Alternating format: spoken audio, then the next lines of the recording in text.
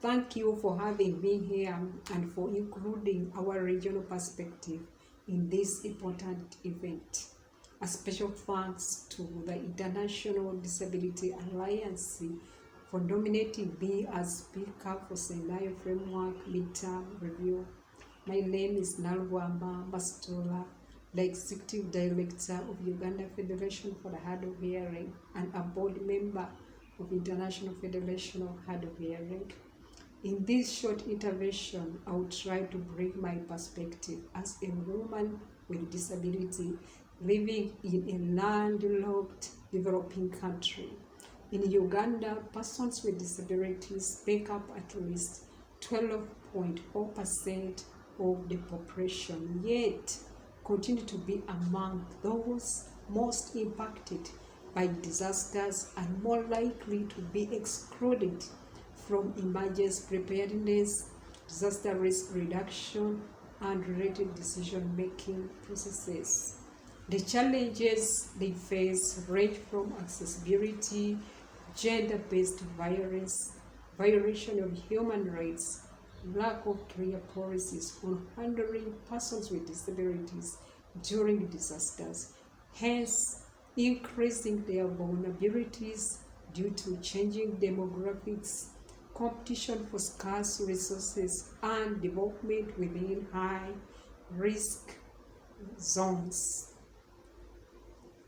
The Sendai framework clearly emphasizes the importance of inclusion in disaster risk reduction, specifically highlighting the need for empowerment, leadership, and meaningful participation of persons with disabilities in disaster risk reduction policy making and practice. While progress is underway when it comes to inclusion of organization of persons with disabilities in disaster planning and response, we still see it being a rare example rather than common practice. OPDs through the Disability Inclusive Disaster Risk Reduction Network are playing a significant role to sensitize and increase awareness among mainstream actors in disaster management about the safety and security needs of persons with disabilities.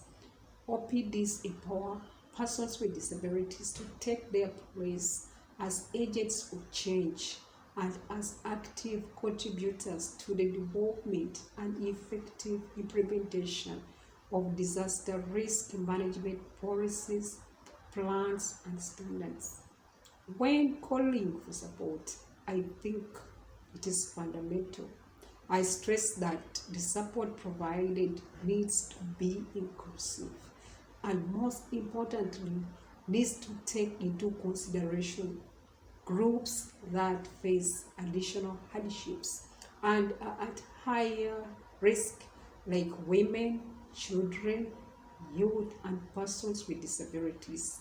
Such inclusive support may take the form of a country obligation to prioritize and include higher risk groups.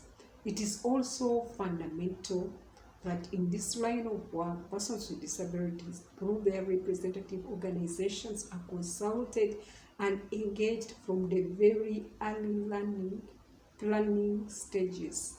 Additionally, we have to support building capacity of OPDs in understanding disasters and disaster risk reduction for persons with disabilities to improve their resilience in the face of poverty, risk, and humanitarian emergencies.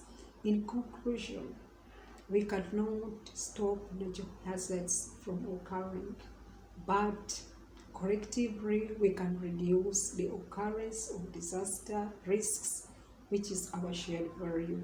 Let us try to see that no one is left behind.